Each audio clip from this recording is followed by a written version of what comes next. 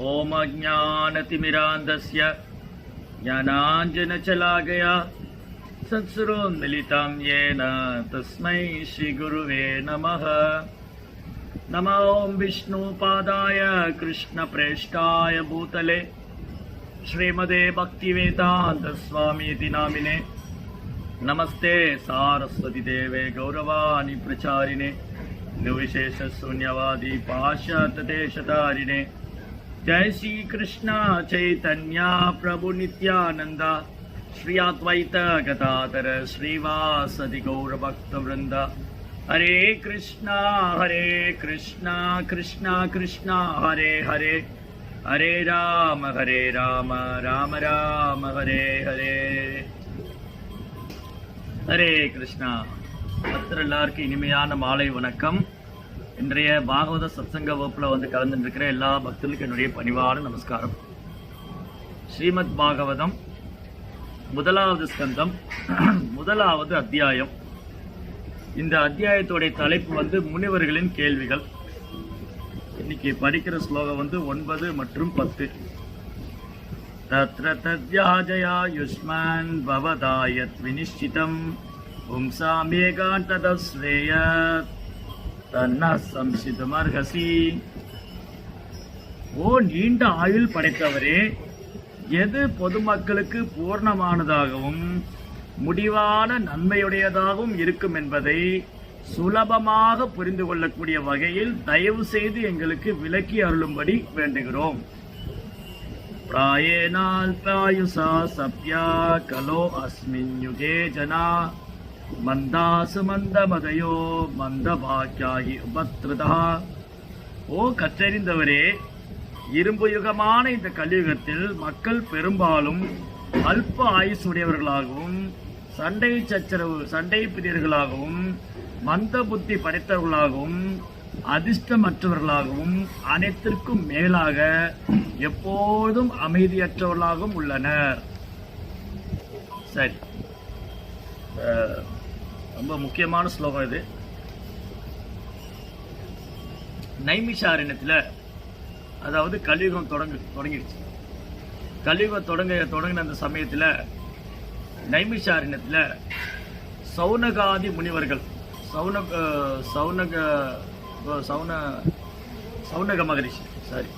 சௌனக மகரிஷியோடைய தலைமையில் ஆயிரக்கணக்கான முனிவர்கள் அங்கே கூடியிருக்காங்க. அவங்கெல்லாம் என்ன யோசிச்சுட்டு இருக்காங்க? கலியுகம் தொடங்கிடுச்சு, என்ன பண்றது இப்போ?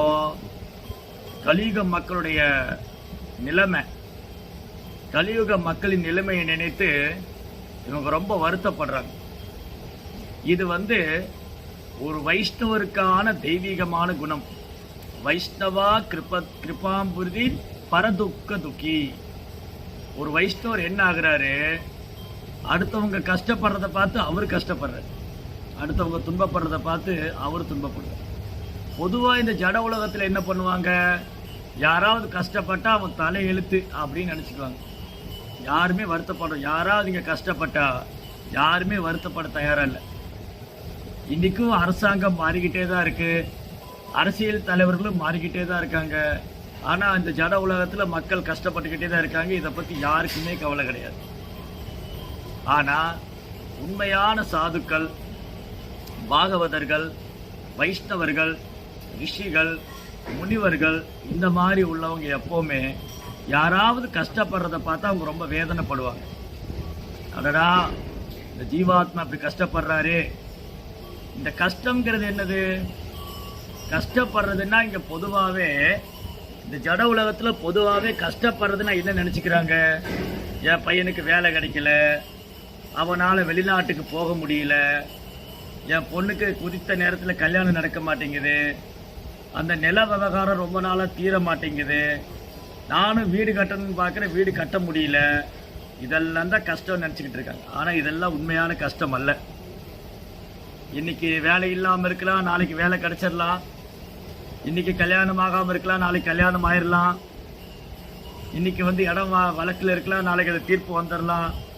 இன்னைக்கு வீடு கட்ட முடியாமல் இருக்கலாம், நாளைக்கு கட்டவும் செய்யலாம். இது உண்மையான பிரச்சனை இல்லை. இது இல்லை இப்போ பிரச்சனை. அப்ப உண்மையான கஷ்டம் பிரச்சனை என்னது? ஜென்ம மிருத்து ஜராவியாதி துக்க தோஷான தர்சனம். பிறப்பு, இறப்பு, முதுமை, நோய். ஜென்மா பிறப்பு, அப்புறம் மிருத்யு மரணம், ஜென்ம மிருத்து ஜரா முதுமை, வியாதி. ஜென்ம மிருத்து ஜரா வியாதி, இதுதான் எப்பவுமே இருக்கிற பிரச்சனை. இந்த பிரச்சனைக்கு தீர்வு காணணும். அப்போ சாதுக்கள், உண்மையான சாதுக்கள், குருமார்கள், ஆச்சாரியர்கள், இவங்கெல்லாம் என்ன பண்றாங்க? இந்த கஷ்டத்துக்கான தீர்வு என்ன? அதனால இவங்க எப்பவுமே மக்களுடைய துன்பம், இந்த நிரந்தரமான துன்பத்தை அனுபவிச்சிருக்காங்க. இந்த ஜட உலகமே துக்காலயம் அசாஸ்வதம், துன்பம் நிறைந்தது, நிலையில்லாதது. இந்த துன்பம் நிறைந்த நிலையில்லாத இடத்துல ஜீவாத்மாவாகிய நம்ம என்ன பண்ணிட்டு இருக்கிறோம்? ஹரே கிருஷ்ணா. ஸோ இந்த துன்பம் நிறைந்த நிலையில்லாத உலகத்துல ஜீவாத்மாக்களாக நம்ம இங்க ஏதாவது இன்பம் கிடைக்குமா, சந்தோஷம் கிடைக்குமா, அமைதி கிடைக்குமா தேடிட்டு, இல்லாத இடத்துல இருக்குதான்னு தேடிட்டு. இதுதான் பிரச்சனை. அப்போ இந்த ஜீவ ஆத்மாக்குடைய நிலைமை, நம்முடைய நிலைமை ஒரு நிராதரவற்ற நிலை, ஆதரவற்ற நிலையில் இருக்கு. அதனால சாதுக்கெல்லாம் எப்பவுமே ஜீவன்களுடைய நிரந்தரமான துன்பத்துக்கு நிரந்தரமான தீர்வு. ஜெகநாத் சாதுக்கள் எப்பவுமே என்ன பண்றாங்க? ஜனங்களுடைய துன்பத்துக்கு, இந்த நிரந்தரமான துன்பத்துக்கான தீர்வு என்ன, எப்படி இவங்களை காப்பாற்றலாம், பிறப்பு, இறப்பு, முதுமை, நோயிலிருந்து எப்படி காப்பாற்றலாம். அதுவும் குறிப்பா கலியுகம் தொடங்கிருச்சுன்னதுமே சவுனகாதி முனிவருக்கெல்லாம் ஒரே கவலை. ஆனா உண்மையில சாதுக்களுக்குன்னு கவலை எல்லாம் ஒன்றும் கிடையாது. அவங்களுக்கு என்ன கவலை? சாதுக்கள் என்ன கிடைக்குதோ அதை சாப்பிடுவாங்க, அவங்க புனித ஸ்தலத்துக்கு யாத்திரை போவாங்க, காட்டுல வசிக்கிறாங்க ஆசிரமத்துல, அவங்களுக்குன்னு ஒரு கவலையும் இல்லை. அப்ப அவங்க யாரை நினைச்சு கவலைப்படுறாங்க? நம்மை நினைத்து தான் கவலைப்படுறாங்க. ஜீவாத்மாக்கள் ஜட உலகத்துல துன்பப்படுறாங்க, கஷ்டப்பட்டுக்கிட்டு இருக்காங்க, அமைதியை தேடுறாங்க, கிடைக்க மாட்டேங்குது, நிம்மதியை தேடுறாங்க, கிடைக்க மாட்டேங்குது. இதுல இருந்து எப்படி உங்களை காப்பாத்துறது? அதுதான் இந்த கலியுகம் தொடங்கக்கூடிய சமயத்துல சவுனகாதி முனிவர்கள் எல்லாரும் ஒன்று சேர்ந்து ஒரு பெரிய யாகம் செய்யறாங்க. நைமிஷாரண்யம், மிக அற்புதமான கஷேத்திரம் நைமிஷாரண்யம். அந்த நைமிஷாரண்யங்கிற தாமத்துல, புனித ஸ்தலத்துல இந்த முனிவர்கள்லாம் ஒன்று சேர்ந்து ஒரு யாகம் பண்றாங்க. அந்த யாகசாலைக்கு சூதகோசாமி என்ற ஒரு பெரும் பக்தர், சூதகோசாமி இங்க சேர்றார் யாகசாலையில். சூதகோசாமி அங்க சேர்ந்த உடனே சவுனகாதி முனிவர்கள் எழுந்து நின்று அவரை வரவேற்று அவருக்கு அன்பு பரிமாற்றம் செய்து அவருக்கு தக்க ஆசனம், அவருக்கு சரியான ஒரு ஆசனம் கொடுத்து அதில் அமர வைக்கிறார். ஏன் அவளுக்கு இவ்வளவு மரியாதை? அவருக்கு சூதகோசாமிக்கு ஏன் இவ்வளவு மரியாதை? அவர் ஏன் இப்படி வரவேற்று உபசரிக்கிறாங்க? ஏன்னா சூதகோசாமி தன்னை உணர்ந்த ஆத்மா. அவர் தன்னை உணர்ந்த ஆத்மா மட்டும் இல்லை, அவர் வந்த இடம் அப்படி. அவர் எங்கிருந்து வந்தாரு? பரீட்சித் மகாராஜாவுக்கும் சுகதேவ கோசாமிக்கும் நடந்த உரையாடலை கேட்டுட்டு வந்திருக்கிறார். பரீட்சித் மகாராஜா கேட்ட கேள்விகள், சுகதேவ கோசாமி அளித்த பதில்கள், ஸ்ரீமத் பாகவதம். அந்த 7 நாள் பரீட்சித் மகாராஜா உடலை விடக்கூடிய நேரத்தில் அங்க நிறைய முனிவர்கள், ரிஷிகள், துறவிகள், சாதுக்கள், சன்னியாசிமார்கள், பாகவதர்கள் எல்லாம் ஒன்று கூடியிருந்தாங்க. அந்த கூட்டத்தில் சூதகோசாமி உண்டு. அப்போ பரீட்சித் மகாராஜா என்னெல்லாம் கேட்டாரு, சுகதேவ கோசாமி என்னெல்லாம் சொன்னாருங்கிறத சூதகோசாமி கேட்டிருக்காரு, பாகவதத்தை கேட்டிருக்காரு. அதனால இந்த முனிவர்கள்லாம் ரொம்ப சந்தோஷமா உற்சாகமா அவரை வரவேற்று, இவர் இங்க வந்தது நாங்க செஞ்ச பாக்கியம். ஏன்னா இவர் எந்த இடத்துல இருந்து வந்திருக்கிறாரு? பரீட்சித் மகாராஜாவுக்கும் சுகதேவ கோசாமிக்கும் பாகவதம் நடந்தது இல்லையா, அங்கிருந்து வந்திருக்கிறாரு. அதனால ஒண்ணு விடாம சொல்லுங்க, பரீட்சித் மகாராஜா என்னெல்லாம் கேள்வி கேட்டாரு, சுகதேவ கோசாமி அதுக்கு என்னெல்லாம் பதில் கொடுத்தாரு, அதை எல்லாத்தையும் சொல்லுங்க. அதுக்கப்புறம் இந்த முனிவர்கள் என்ன பண்ணாங்க? சூத கோசாமிட்ட ஒரு 6 கேள்வி கேட்டாங்க. இந்த 6 கேள்வி. இந்த 6 கேள்வியுமே சுயநலத்தின் அடிப்படையில் அல்ல. இப்போ நாம கூட தான் கேள்வி கேட்கிறோம். எல்லாருடைய வாழ்க்கையிலும் கேள்வி இருக்கு. காலையில சூரியன் உதிக்கும் போது பறவைகளும் கேள்வி கேட்குது. பிரபுபார் ஒரு கிளாஸ்ல சொன்னார், பறவைகளும் கேள்வி கேட்குது. பறவை என்ன கேள்வி கேட்குது? எனக்கு எங்க இறை கிடைக்கும், நான் எங்க கூடு கட்டலாம், நான் எங்க குஞ்சு பொரிக்கலாம், நான் எந்த பறவையோட சேரலாம், இது பறவையோட கேள்வி. இதே தான் விலங்குகளும் தேடுது. எனக்கு எங்க இறை கிடைக்கும், நான் எந்த குகையில தங்கலாம், நான் எந்த விலங்கோடு சேரலாம், நான் எவ்வளவு குட்டி போடலாம், இது விலங்கும் கேட்குது. மனிதர்களும் அதே தான் செய்யறாங்க. மனிதர்களும் என்ன பண்றாங்க? ஃப்ளைட்ல போறாங்க, புல்லட் ட்ரெயின்ல போறாங்க, பறக்கும் ட்ரெயின், மெட்ரோ ட்ரெயின், அந்த ட்ரெயின், இந்த ட்ரெயின் நிறைய விடுறாங்க. தண்ணிக்கு அடியில் ட்ரெயின் போகுது, ஆகாசத்தில் ட்ரெயின் போகுது, அப்புறம் ஃப்ளைட்டு போகுது. எங்க போறாங்க எல்லாம்? எனக்கு எங்க உணவு கிடைக்கும், நான் எங்க வேலைக்கு போகலாம், எங்க சம்பாதிக்கலாம், எங்க செட்டில் ஆகலாம், எந்த பொண்ணை கல்யாணம் பண்ணலாம், எங்க இடம் வாங்கலாம், எங்க வீடு கட்டலாம், இதே கேள்விதான். ஆனா பாகவதம் என்ன சொல்லுது? இதுக்காக அல்ல மனித வாழ்க்கை. காமேஷ்யனா இந்திரிய பிரீத்தி லாபோ ஜீவேயாவதா ஜீவஸ்ய தத்துவ ஜிக்ஞாசா நார்த்தோயச்சேச கர்மபி. இந்த மனித வாழ்க்கை புலன்பத்துக்காக அல்ல. அப்ப எதுக்காக? கேள்வி கேட்கணும். என்ன கேள்வி கேட்கணும்? நான் யாரு, எனக்கே கஷ்டம் வருது, நான் இறந்ததுக்கு அப்புறம் என்ன ஆவேன், எனக்கு மறுபிறவி இருக்கா, நான் எங்கிருந்து வந்தேன், நான் எங்க போறேன், இந்த உடல்ல ஆத்மா எப்படி செயல்படுது, பரமாத்மாங்கிறவர் யாரு, தேவர்கள் யாரு, இந்த கேள்விதான் அர்ஜுனன் கேட்டார். இந்த கேள்விய பகவத்கீதையின் 8ஆம் அத்தியாயத்துல முதல் ஸ்லோகத்துல அர்ஜுனன் கேட்கிறார். கிம் தத் பிரம்மம் கிமத்யாத்மம் கிம் கர்ம புருஷோத்தமா அதிதெய்வம் ச கிம் புரோக்தம் அதியஜ்யம் கிருமுச்சதே. ஓ கிருஷ்ணரே, கேசவனே, மாதவரே, பிரம்மம் என்றால் என்ன, பரமாத்மா என்பவர் யார், அவர் இந்த உடலில் எங்கே வசிக்கிறார், கர்மம் என்பது என்ன, தேவர்கள் யார், யாகம் என்பது என்ன, மரணத்தின் தருவாயில் ஒருவர் என்ன செய்ய வேண்டும், இதெல்லாம் அர்ஜுனன் கேட்கிறார். அதே மாதிரிதான் பரீட்சித் மகாராஜும் கேட்டார். அதே மாதிரி இங்க சௌனகாதி முனிவர்கள் சூத கோசாமிட்ட ஒரு 6 கேள்வி கேட்டாங்க. அந்த 6 கேள்வியுமே இந்த உலகத்துக்கே மங்களம் தரக்கூடியது. அதனால அவங்க கேட்ட 6 கேள்வி, சௌனகாதி முனிவர்கள் சூத கோசாமிட்ட கேட்ட 6 கேள்விக்கு பதில் சொல்றதுக்கு முன்னாடி சூத கோசாமி அவங்கள பாராட்டுறார்.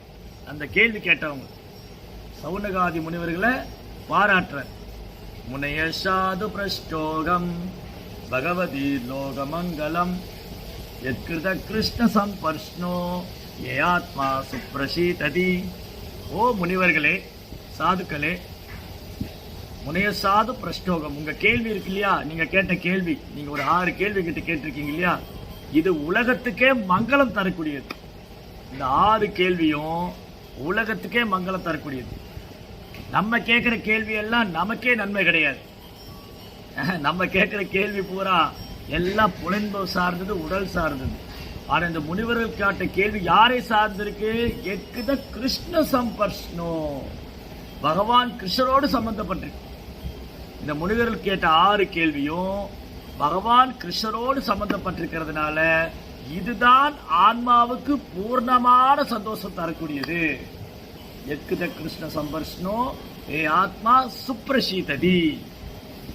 முனிவர்களே, நீங்க கேட்ட 6 கேள்வி இருக்கு இல்லையா, அது நான் உங்களை அப்ரிஷியேட் பண்றேன். முதல்ல நான் ஏன் உங்களை பாராட்டுறேன்?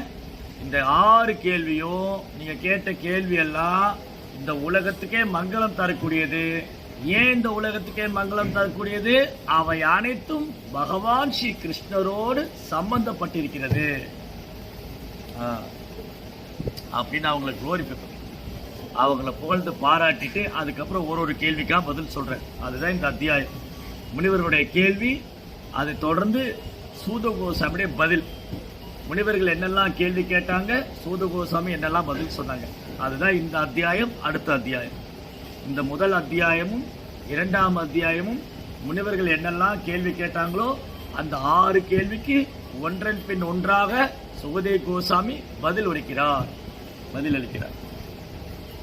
சரி, ஃபர்ஸ்ட் இங்க என்ன சொல்லியிருக்குன்னா, இந்த 2 ஸ்லோகத்துல இந்த சூத கோசாமியை பார்த்து சவுனகாதி முனிவர்கள் நீண்ட ஆயுள் படைத்தவரேன்னு சொல்றாங்க. ஏன் நீண்ட ஆயுள் படைச்சவரு? இன்னைக்கு மக்களுக்கு அல்ப ஆயுசு தான். இன்னைக்கு நமக்கெல்லாம் அல்ப ஆயுசு. ஏன் சூத கோசாமி வந்து நீண்ட ஆயுள் படைச்சிருக்காரு? ஏன்னா அவருக்கு பொறாமை கிடையாது, அவருக்கு காம இச்சை கிடையாது, அவருக்கு பேராசை கிடையாது, அவருக்கு பொய்யகங்காரம் கிடையாது, எல்லாத்துக்கும் மேல அவருக்கு கோபப்படுறது கிடையாது. தேவையில்லாதுக்கெல்லாம் கோபம். சாப்பிட்டீங்களான்னு கேட்டா, நான் இப்ப சாப்பிடலன்னு சொன்ன நீங்க சாப்பாடு வாங்கி தர போறீங்களா? அட சாப்பிட்டீங்களா தான் கேட்டேன். சாப்பிட்டீங்களான்னு கேட்டா, நான் சாப்பிட்டா என்ன சாப்பிடலாம் உங்களுக்கு என்ன? நீங்க சாப்பாடு வாங்கி தர போறீங்களா? இல்ல நீங்க இதுக்கு முன்னாடி எட்ட வந்து கேட்டீங்களா? சம்பந்தமே இல்லாம தேவையில்லாம கோபப்படும். இப்படி கோவப்பட்டு நம்ம ஆயிலே பாதி போயிடுச்சு. தேவையில்லாத விஷயத்துக்கெல்லாம் கோபப்படும்.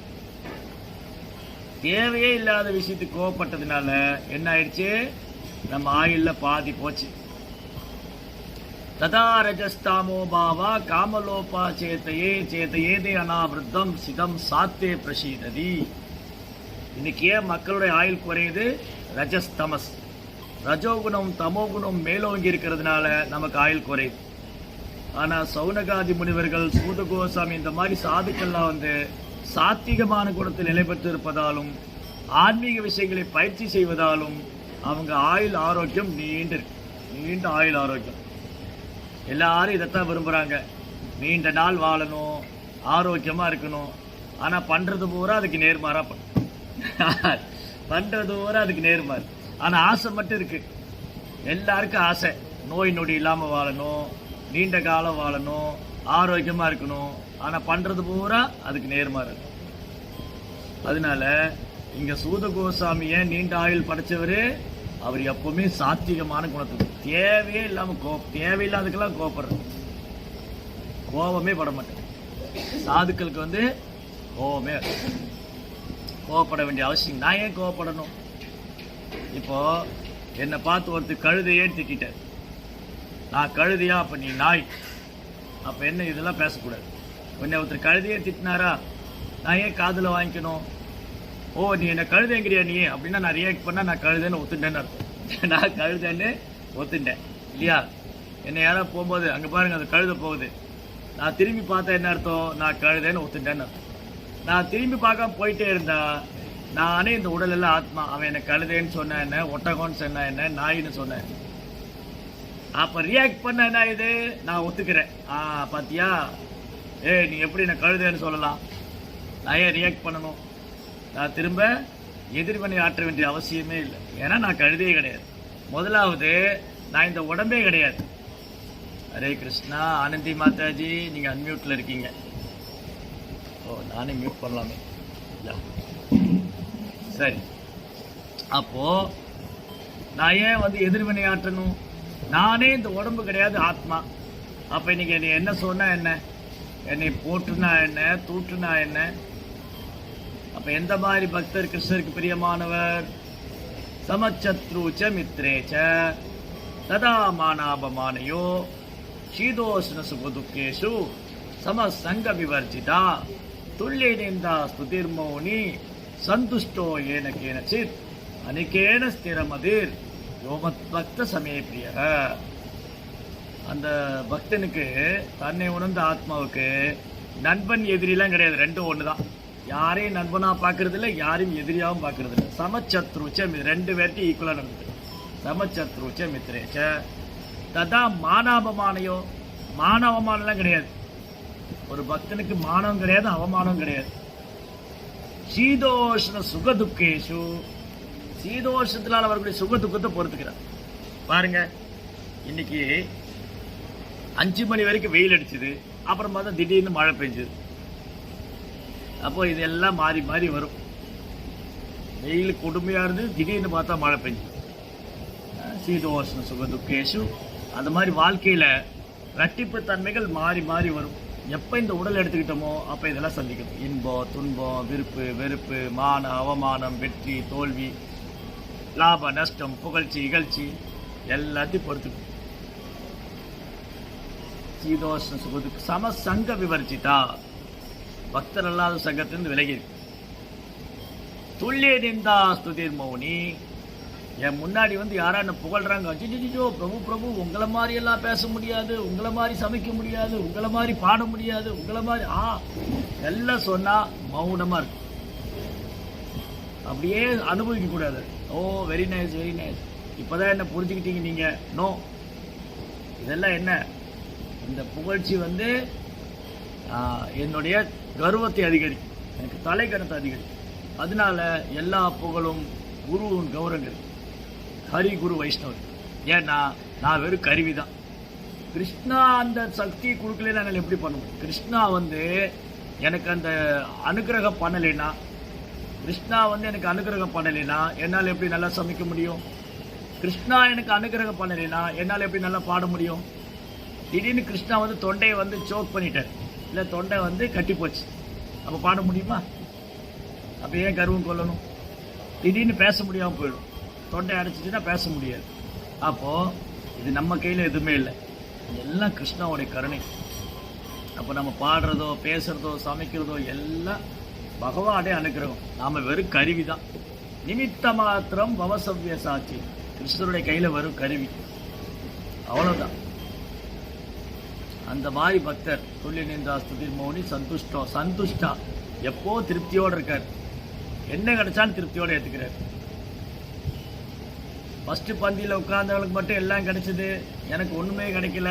நோ, அவங்களுக்கு கூட்டி பொரியல்லாம் கிடைச்சிது, எனக்கு வெறும் சாப்பாடு மட்டும் ரசம் மட்டும் தான் கிடைச்சிது. நோ, எப்படி எடுத்துக்கிறாரு? ஓ இன்னைக்கு கிருஷ்ணா எனக்கு வந்து நல்லா பிரசாதம் கொடுத்துருக்காரு, எல்லா பக்தரும் சந்தோஷமாக சாப்பிட்டு போனாங்க, எனக்கும் பிரசாதம் கிடைச்சிது, கொஞ்சமாக இருந்தாலும் ரொம்ப சந்தோஷமாக இருக்குது. என்ன கிடைச்சாலும் சந்தோஷமாக இருக்கு. துல்லிய நிந்தா ஸ்துதிர் மௌனி சந்துஷ்டம் எனக்கு அனிக்கேன ஸ்திரமதி, பக்தி தூண்டில் உறுதியாக இருக்கு. எந்த சூழ்நிலை வந்தாலும் பக்தி தூண்டை விட்டு விலகிறதே இல்லை. நான் வந்து முடிவு எடுத்துட்டேன், கிருஷ்ணா இந்த வாழ்க்கை உங்களுக்கு சேவை பண்ணதான், இதில் வந்து என்ன வேணாலும் எனக்கு தொந்தரவு வரலாம், மாயை வந்து என்ன வேணாலும் வந்து தொந்தரவு பண்ணலாம், மாயா வந்து என்னை பரீட்சை பண்ணலாம், இல்லை கிருஷ்ணரே என்னை பரீட்சை பண்ணலாம், நீங்கள் என்ன பண்ணாலும் சரி. சிஷ்யவா பாதரதா மிதஸ்து மாம தர்சனமா மர்ம கரோதுவா யதா ததாவா விகதாது லம்பதோ பிராணநாதஸ்து சயேவ நாம்.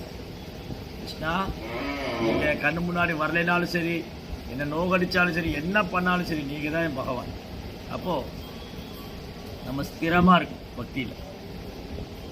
பக்தியில் ஸ்திரமாக இருக்கிறதுக்கு பரீட்சைகள் வரும், அதில் நம்ம தளர்ந்து விடக்கூடாது. துல்லிய நிந்தா ஸ்துதிர் மௌனி சந்துஷ்ட அன்னைக்கேன ஸ்திரமதி, அந்த மாதிரி பக்தர் பிரியமானவர். அதனால இங்கே வந்து என்ன நடக்குது? ஆச்சாரியர்களும் கோஸ்வாமிகளும் பொதுமக்களின் நல்வாழ்வை பற்றி எண்ணத்திலேயே எப்பொழுதும் ஆழ்ந்துள்ளனர். ஆச்சாரியர்கள் கோஸ்வாமிகள் என்ன பண்ணுறாங்க? ரோபா சொல்கிறார், எப்போவுமே நம்மளை பற்றியே சிந்திச்சுட்டு இருக்காங்க. இது அவங்களுடைய கருணை, காரணமற்ற கருணை. ஆக்சுவலி அவங்க வந்து பகவானை தான் சிந்திச்சுட்டு இருக்காங்க. ஆனால் பாருங்க, அதுக்கு இடையில கூட நம்மளை சிந்திக்கிறாங்க. இப்படி வந்து பகவானை பற்றி தெரிஞ்சிக்காம வாழ்க்கையை விரைய பண்ணுறாங்களே, வீணாக்குறாங்களே. எனவே ஆச்சாரியர்கள் பொதுமக்களின் ஆன்மீக நலனுக்காக வழிகளை காட்டியுள்ளனர். இக்கலியுகத்தில் அல்லது தொல்லைகள் நிறைந்த இரும்பு யுகத்தில் உள்ள மக்களின் தகுதியற்ற நிலைமையும் நிந்தனைக்குரிய நிலைமையும் முனிவர்கள் கண்டனர். இதனால் வேத சாஸ்திரங்களின் ஒரு சுருக்கத்தை தந்துடுமாறு முனிவர்கள். பார்த்தீங்களா, இந்த சூதகோசாமி கிட்ட வந்து சவுனகாதி முனிவர்கள் என்ன கேட்குறாங்க? கலியுக மக்களுடைய நிலைமை நல்லாவே புரியுது. இவங்களை உட்காந்து வேதம்லாம் படிக்க மாட்டாங்க, ஸ்கூல் புத்தகத்தையே படிக்க மாட்டேங்கிறாங்க, வேதமாக படிக்க போகிறாங்க. என்கிட்ட வந்து சொன்னாங்க, பிரபு நாங்கள் வந்து சின்ன வயசில் ஸ்கூலுக்கு போனோம், புத்தகம் படினாங்க, பரீட்சை வைக்கிறோம் நாங்கள். அதுக்கப்புறம் காலேஜ் போனோம், புத்தகம் படினாங்க, பரீட்சை வச்சாங்க. இந்த புத்தகம் படிக்கிறதே ரொம்ப கஷ்டமாக இருக்குது, விருப்பம் இல்லை, ஆனால் என்ன பண்ணுறது, படிக்கணும். சரி, ஆன்மீகத்தில் வந்தால் இங்கேயும் புத்தகம் படிக்கிறாங்க, பரீட்சை வைக்கிறாங்க, நாங்கள் என்ன தான் பண்ணுறது? ஆனால் இந்த புத்தகம் பரீட்சையெல்லாம் நம்ம ஆன்மீக முன்னேற்றத்துக்காக. பௌதிக கல்வி வந்து எதுக்கும் பிரயோஜனம் இல்லைங்க தான் ப்ரோப்பா சொன்னார் பொருளுரையில். பௌதிக கல்வி பற்றி சொல்லும்போது ப்ரோப்பா என்ன சொன்னார், ரொம்ப அழகாக சொல்லியிருந்தார்.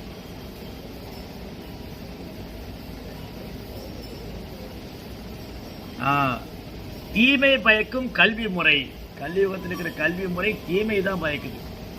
என்ன சுவாமி திடீர்னு இப்படி சொல்லிட்டீங்களே, என் பையன் இன்ஜினியரிங் படிக்கிறான், ஒரு பொண்ணு லா படிக்கிறா, இன்னொரு பையன் டாக்டர் படிக்கிறான், எல்லாம் படிக்கிறாங்க, நீங்கள் என்ன தீமை பயக்கும்னு சொல்லிட்டீங்க. ப்ரோபார் இப்படி சொல்லியிருக்காரு, தீமை பயக்கும். என்ன தீமை அது? பௌதிகத்தில் ரொம்ப படிச்சுட்டு கடைசியில் பெற்றோரை கூட பார்த்துக்க மாட்டேங்க, அல்லது பௌதிக கல்வியில் மூழ்கி போய் புலன்பம் தான் பிரதானம். அப்போ ஆப்பர்ஷதானாம் ஆத்ம தத்துவம் என்ன சொல்றாரு?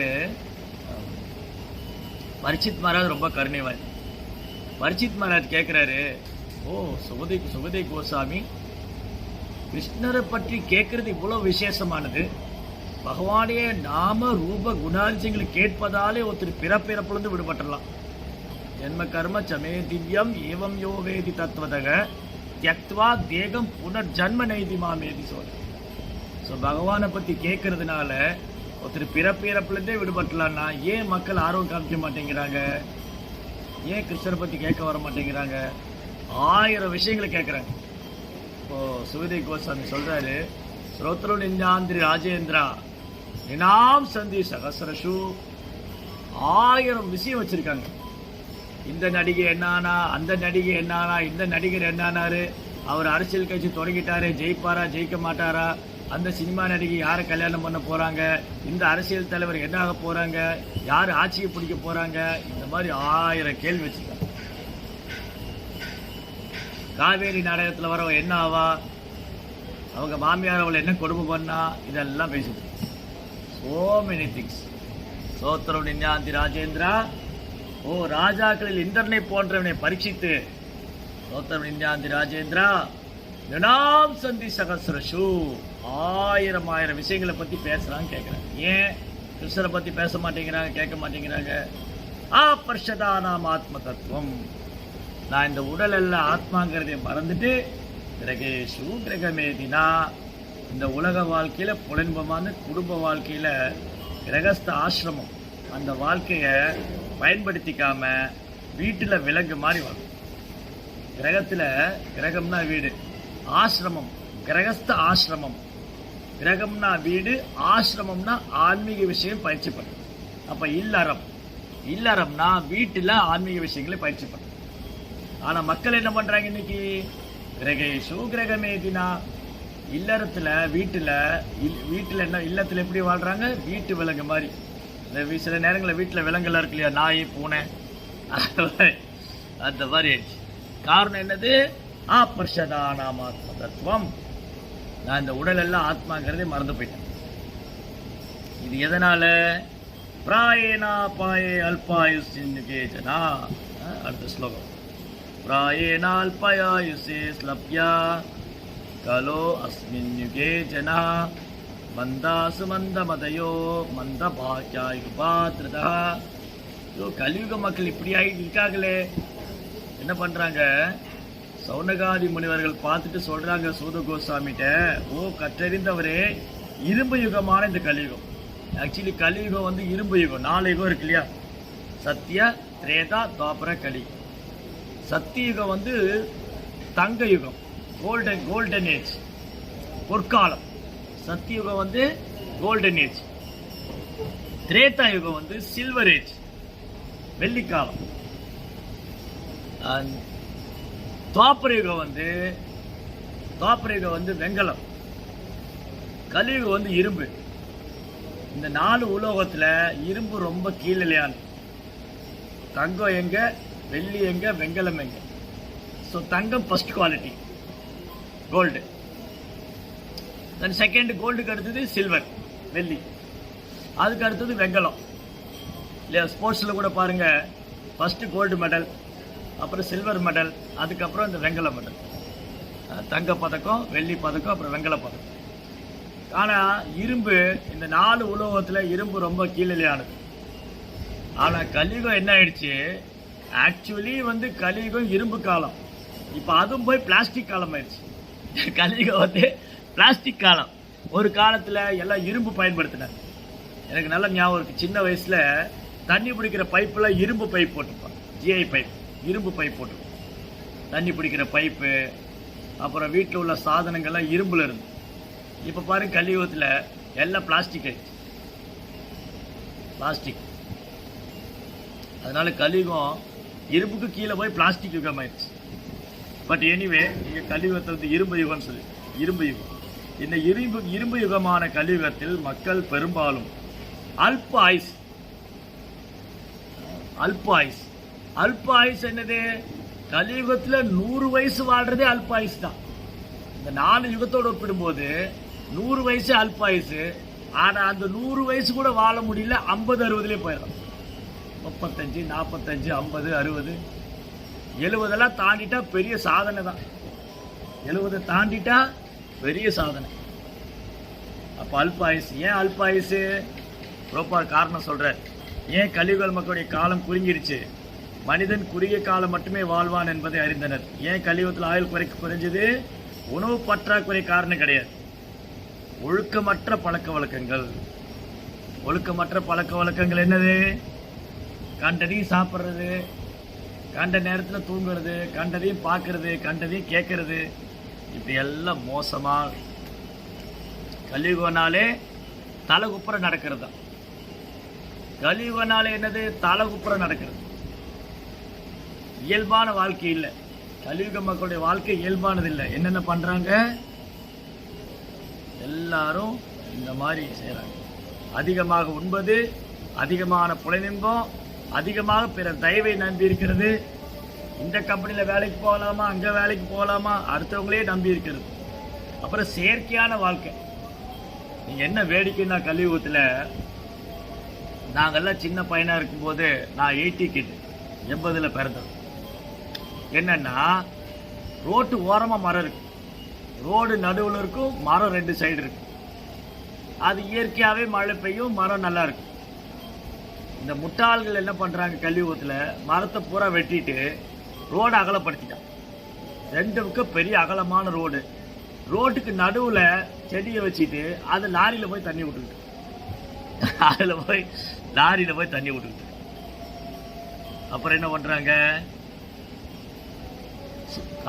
சுவாசிக்கிற காற்று சுத்தம் இல்லை, குடிக்கிற தண்ணி சுத்தம் இல்லை, உண்ணக்கூடிய உணவும் எல்லாம் விஷம், கெமிக்கல். அப்புறம் எப்படி நீண்ட காலம் வாழ்றது? எப்படி நோய் நொடி இல்லாமல் நீண்ட காலம் வாழ்றது? இயற்கைக்கு எதிராக செயல்படுவதாலும், இயற்கையை துன்புறுத்துவதாலும், இயற்கைக்கு எதிராக செயல்படுவதாலும், இயற்கையை துன்புறுத்துவதாலும் என்ன ஆகுது? போச்சு, அவங்க வாழ்க்கையே போச்சு. செயற்கையான எந்திரங்கள் உற்பத்தி பண்றது, செயற்கையான வாகனங்கள் அதிகமாக உற்பத்தி, எல்லாமே ஆர்டிஃபிஷியல், எல்லாம் செயற்கை தொழில்நுட்பம். இதனால என்னாச்சு? நிறைய பணம் சம்பாதிக்கிறாங்க. நிறைய பணம் இந்த பக்கம் சம்பாரிச்சுட்டு, இந்த பக்கம் நிறைய பணம் சம்பாரிச்சு இந்த பக்கம் மருத்துவமனையில் கொண்டு போய் கொடுக்கும். இந்த பக்கம் நிறைய சம்பாரிச்சு அந்த பக்கம் ஹாஸ்பிட்டல் கொடுக்கும். ஆனா வேத காலத்தில் எப்படி வாழ்ந்தாங்க? வேத கால வாழ்க்கையினாலே எளிமையான வாழ்க்கை, உயர்வான சிந்தனை. எப்படி வாழ்ந்தாங்க? எளிய உணவு உண்பதால், தானியங்கள், காய்கறிகள், பால், பழம், இந்த மாதிரி இயற்கையாக விளையக்கூடிய உணவுகளை உண்பதனால எளிமையான உணவு. உணவே மருந்து, உணவே மருந்து, மருந்தே உணவு. ஆரோக்கியமாக இருந்தது. நம்ம உண்ணக்கூடிய உணவுலேயே மருத்துவம் இருக்கு. மஞ்சள், மிளகு, ஜீரகம், இதெல்லாம் உடலுக்கு ஆரோக்கியம். இன்னைக்கு பாருங்க, பிஸாங்கிறான், பர்கருங்கிறான், அதுங்கிறான், இதுங்கிறான், உள்ளக்கூடிய உணவு பூரா விஷமாயிடுச்சு. சரி, அதுக்கப்புறம் எந்த மனிதனும் தனது ஆரோக்கியத்தை காப்பாற்றிக் கொள்ளலாம். நல்ல எளிமையான இயற்கையான விளையக்கூடிய உணவுகளை எடுத்து, காய்கறிகள், தானியங்கள், பால், பழங்களை கொண்டு ஒருத்தர் ஆரோக்கியமாக வாழலாம். ஆனால் இன்னைக்கு கேளுங்க, 90% மக்கள் அசைவ உணவு சாப்பிட்றாங்க. இல்லாட்டி ஆரோக்கியமே போயிடும், செத்து போயிடும்னு நினச்சிட்டு. நீங்கள் அசைவ உணவு சாப்பிடலாம், செத்து போயிடும்னு அந்த அளவுக்கு முட்டாள்களாயிட்டாங்க. அது பசு வேற வதை பண்ணுறாங்க. பசு வதை செய்யறது, பசு வதை பண்ணுற நாடு எந்த நாட்டில் பசு வதை செய்யப்படுதோ, பசு துன்புறுத்தப்படுதோ, அந்த நாட்டில் வந்து நிம்மதி இல்லை, மழை இல்லை, வறட்சி, பஞ்சம், தொற்று வியாதி, உள்நாட்டு பூசல், வெளிநாட்டு பூசல், எல்லா பிரச்சனையும் எல்லாமே வரும். அதுக்கப்புறம் இந்த மாதிரி உக்ர கர்மா இரவு போல கடினமாக உழைச்சி வாயில நுரத்தள்ளுறவளுக்கு உழைச்சி அவன் சக்தியை உறிஞ்சிடுறான். எனவே ஆயுள் காலம் குறைந்து விட்டது. அல்ப ஆயுஸ், மந்த புத்தி, பௌதிக விஷயத்தில் கூட ஒழுங்கா தெரியாது. நாங்கெல்லாம் சின்ன வயசுல இருக்கும்போது ஜிகேன்னு ஜென்ரல் நாலேஜ், ஜிகே. இன்னைக்கு ஜிகே கிடையாது, ஒன்றும் கிடையாது. எல்லாருக்கும் பௌதிக அறிவில் புலையிலும் தான் இருக்கு. இந்த சினிமா பார்க்கலாமா, அந்த சினிமா பார்க்கலாம், அந்த சோஷியல் மீடியாவில் என்ன இருக்குது, இதில் என்ன, சோ மெனி திங்ஸ், எக்கச்சக்கமானவர். பௌதிகத்தில் கூட என்ன சொல்லியிருக்காங்க பிரபுபாதா, என்ன சொல்றாரு,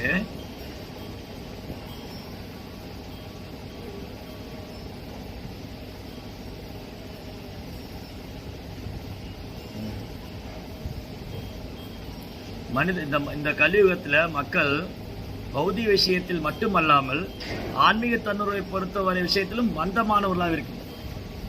பௌதிகத்திலோட சோம்பேறியா தான் இருக்காங்க. எப்படி பௌதிகத்தில் சோம்பேறியா இருக்காங்க?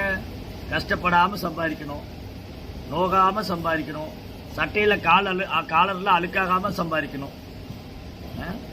அதுலேயும் மந்த புத்தி தான். பௌதிக விஷயத்தில் மட்டுமல்லாமல் ஆன்மீக தன்னுரை பொறுத்தவரை கூட மந்தமானவர்களாக இருக்கிறார். மனித வாழ்வு குறிப்பாக தன்னுணர்வுக்கென்றே உள்ளதாகும். ரொம்ப தெளிவடைது. அப்புறம் பௌதிக வாழ்வுள்ள கடினமான போராட்டங்களில் எல்லா துன்பங்களையும் ஜீவராசி முடித்துக் கொள்வதற்கும் அவருடைய நித்திய வசிப்பிடமான பரமபுருஷன் திரும்பி செல்லக்கூடிய ஒரு சாதனமாகும். மனித வாழ்க்கையை வந்து பகவான்கிட்ட திரும்பி போறதுக்காக. ஆனால் தீமை பயக்கும் கல்வி முறையினாலும் தன்னுருக்கான ஆசையே மனிதனுக்கு ஏற்படுவதில்லை. என்னங்க இந்த வயசுலேயே பிள்ளைகளை வந்து கோயிலுக்கெல்லாம் கூட்டிகிட்டு போகிறீங்க, நீங்கள் தான் போனீங்க, ஹரே ராம ஹரே கிருஷ்ணன், குடும்பத்தோடு போயிட்டீங்களே ஹரே ராம ஹரே கிருஷ்ணன் அப்படின்னு ஆரம்பிச்சிடுவாங்க. பொறுத்துக்கவே முடியாது அவங்க. ஒரு ஃபேமிலியில் சரி நீங்கள் தான் போனீங்க, உனக்கு வயசாச்சு, நீ போயிட்ட, அந்த சின்ன சின்ன பிள்ளைகளையும் நாமம் போட்டு கூட்டிகிட்டு போனீங்க, ஹரே ராம ஹரே கிருஷ்ணன் குடும்பத்தோடு போயிடுறீங்களே அப்படின்னு ஆரம்பிச்சிடுவாங்க. பொறுத்துக்கவே முடியாது. அதுக்கப்புறம் இந்த மனித வாழ்க்கையில் என்னெல்லாம் பிரச்சனை, என்னெல்லாம் பண்ணுறாங்க, எல்லா கடினமாக. ஆனால் தீமை பயக்கும் கல்வி முறையினால் தன்னுணர்வுக்கான ஆசையே மனிதனுக்கு ஏற்படுவது. இதை பற்றி அவர்கள் அறிய நேர்ந்தாலும் துரதிருஷ்டவசமாக தவறான வழிகாட்டு. அடுத்தது என்ன பண்ணுறாங்க, ஏதாவது ஆன்மீகத்தில் ஆர்வம் வந்துட்டா கூட அவங்கள தவறாக வழி நடத்தக்கூடிய போலியான இயக்கங்கள், அங்கீகரிக்கப்படாத இயக்கங்கள், போலி சாதுக்கள், பெயர் புகழ் பதவி விரும்பக்கூடிய சாதுக்கள், இவங்களுடைய சங்கத்தில் பெரும் கூட்டம், லட்சக்கணக்கான பேர் போறாங்க. அந்த சாமிஜி என்ன சொல்றாரு அவருக்கும் புரியாது, இவங்களுக்கும் புரியாது. ஆனா உட்காந்து கேட்டுக்கிட்டு அந்த யோகா பண்ணுங்க, இந்த யோகா பண்ணுங்க, அந்த முத்ரா பண்ணுங்க, இந்த கிரியா பண்ணுங்க, சோ மெனி திங்ஸ். இப்பயே லைஃப் போயிடும். சரி, மந்த பாக்கியம், மந்த புத்தி, மந்த பாக்கியம், அதிர்ஷ்டமும் இல்லை, கஷ்டப்பட்டு உழைக்கிறாங்க, அனுபவிக்க முடியல. நீங்கள் நல்லா பாருங்க, சில வெளிநாட்டில் வேலை பார்ப்போம், சொந்த ஊரில் வீடை கட்டியாச்சு, இவங்களும் அனுபவிக்கல, அவங்களும் யாருமே அனுபவிக்கல. அது யாரோ ஒரு டெனண்ட் வந்து வாடகைக்கு இருந்தாலும் அனுபவிச்சிட்டு. அதிர்ஷ்டம் இல்லாத, அனைத்துக்கும் மேலாக எப்போதும் அமைதியே கிடையாது வாழ்க்கை. ஆஃபீஸில் போனால் சண்டை, வீட்டில் வந்தால் சண்டை, ரோட்டில் போனால் சண்டை, எங்கே பார்த்தாலும் பிரச்சனை. இங்கே தான் போகிறது. அதான் சினிமா பாட்டில் பாட எங்கே நிம்மதி தேடுறேன். ஆனால் இது எப்போ சாத்தியம் இல்லை. கிருஷ்ண உணர்வற்ற சமுதாயத்தில் அமைதிங்கிற பேச்சுக்கு இடம் கிடையாது. போக்தாரம் யஜ்ய தபசாம் சர்வலோக மகேஸ்வரம் சுகிருதம் சர்வபூதானாம் ஞாத்மாமாம் சாந்தி மிருச்சதி. கிருஷ்ணர் தான் உண்மையான அனுபவிப்பாளர். நம்மளாம் அனுபவிக்கப்பட வேண்டியவங்க, எல்லாம் புரிஞ்சுக்கணும். போக்தா கிருஷ்ணர் தான் அனுபவிப்பாளர், நம்ம அனுபவிக்கப்பட வேண்டியவங்க. எல்லாருடைய உற்ற நண்பனும் கிருஷ்ணர் தான் அப்படின்னு யார் புரிஞ்சுக்கிட்டாங்களோ அவன் இந்த உலகத்தில் எந்த மூலையில் இருந்தாலும் நிம்மதியாக அமைதியாக வாழ்வான். ஆனா ஏத்துக்க மாட்டாங்க. பிரச்சனை என்னது? இதுதான். என்ன பிரச்சனை? இந்த கலியுகத்தில் மனிதன் பல்வேறு அரசியல் கொள்கைகளிலும் பிரிவுகளாலும் வஞ்சிக்கப்படுகிறான். முட்டாள் அரசியல்வாதிங்க, நாத்திகர்கள், போலியான மத போதகர்கள், சினிமா நடிகர்கள், இவங்கெல்லாம் மக்களை வழி நடத்துறாங்க. மக்கள் அவங்க தான் ஃபாலோ பண்றாங்க. அதனால குருடன் பின்னாடி போய் எல்லாம் ஒரு சாக்கடையில் விழுந்தான்.